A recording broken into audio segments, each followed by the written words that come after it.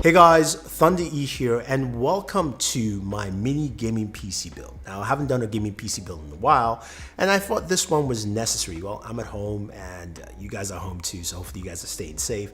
I wanted to build a PC that was smaller and took up less space because the space I use for my gaming PC is where I also use to record a lot of my videos. So I needed something with a lot of power and performance, and that's why this video is here. Now I want to give a big shout out to Samsung for partnering and sponsoring this video. They reached out and said, hey, would you like to check out the 970 EVO Plus, which is this bad boy right here? And I said, yeah, I mean, I need some NVMEs, and these are NVMEs, and they have some really good performance. So what other parts do I have in this build that makes a lot of sense? So I started off with the processor. It's an AMD 3950X. I've been using AMD processors for a while, and this bad boy is pretty much one step to a Threadripper, or technically is a Threadripper if you want to call it that. It's powerful, performance is great, 16 cores, 4.7 gigahertz. Truly amazing processor to use for a small build like this. Next up is my RAM. I went with the Crucial Ballistic RAM, 32 gigabytes, 3200. It's RGB RAM. It's really nice. Again, fits into what I want to in this build right here. Now, the NVMEs, I got two from Samsung. I've got 1 terabyte and a 2 terabyte. Of course, one for the OS, one for games. The reason I'm really liking what I see from the 970 EVO Plus is the fact that its read and write speeds are tremendously high. 3500 and 3300, and we'll check that out in this video because it is truly amazing that I can have that, because that means that my games can be read faster, load times, rendering, all that stuff. It comes into play when you put this kind of system together. Now this is all going to be mounted onto a motherboard, and I went with the Gigabyte Aorus X50i. It's a mini ITX board because I'm building a smaller PC. Great thing about this board is it supports up to 64 gigabytes of RAM. This also has PCIe 4.0 and has Wi-Fi 6 and will support everything that I'm putting in here. Plus, the big thing for me is that it also takes 2 NVMe slots, so I can use both of this at the same time on this kind of small board. My graphics card is a GTX 2080 Ti. It's a Founders Edition. The reason I went with this is because it fits quite well, packs a lot of performance into my case. And the case I'm using, you guys guessed it, is the NZXT H1 Mini. This is a mini ITX case. You've seen a lot of builds, so my build is not going to go into a lot of detail, but I like this case. I mean, this is like a plug and play case for PC building. If you build a PC, you know it can be a process, especially if you're doing something custom, but this is so easy.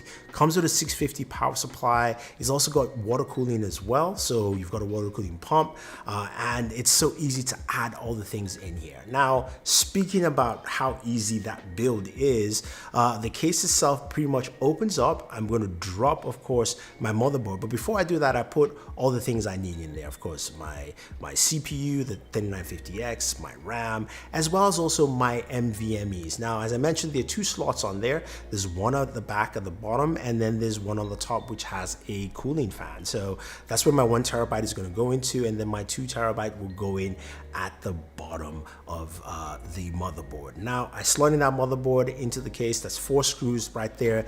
Then I put on the cooler. That's pretty simple. I close that up. And the next thing I need to drop in is my graphics card. Now, the graphics card, basically there's a wraparound stand loop that connects the card so it can fit, and close the case, and we are good to go. This is a lovely looking case and build. The reason I went with the white is because it takes so much a small footprint. So think about it. In all that, we've got a 3950X, we've got 32 gigabytes of RAM, we've got 3 terabytes of storage and NVMe storage, the 970 EVO Plus, we've got a GTX 2080 Ti, and we also have a small, great looking case. Now, what about performance? Forget that. Let's go ahead and jump in and bling it. No, we got to test how well those NVMEs actually do, because Samsung did say up to 3500 and 3300.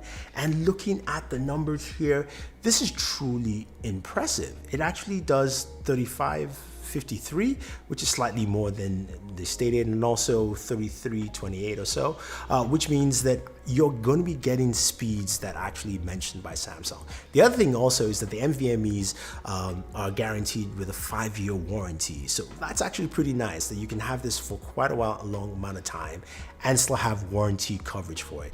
But it also means your games are going to run well. Now, I did also a benchmark test with 3D Benchmark, and I was quite impressed with also what I got, because when I compared it to other benchmarks online, this was placed at 96, and the only thing that beat it was the similar system, except with a dual SLI configuration. This is just, of course, a single graphics card. So you're thinking next, okay, yeah, it looks great, it's nice, but what about the gaming performance? We've seen the benchmark numbers, and you're thinking, what about Call of Duty Warzone, which we can actually play, and also games like Doom Eternal? How do they run on a system like this? Now, I gotta tell you, just looking at the benchmark numbers, this was at the max settings here for Call of Duty Mobile.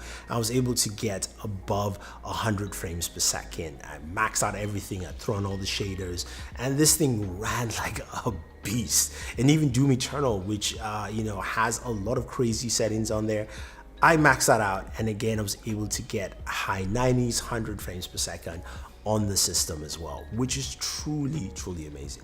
I like what this system brings to the table. And even when I'm editing videos and editing this video that you can see me on there, the performance of editing is much better. I'm getting faster times as well. So it's also reading off my drive. And some people will say, yes, there's a benefit of having a better GPU and also a better CPU, but also the storage comes into play. That read-write ability for it to read faster so it can render faster goes a long way, and I like those aspects here. So there you have it, guys. That is my mini gaming PC build. Hopefully you enjoyed this video, and if you want to go ahead and build yours, I have the parts list below.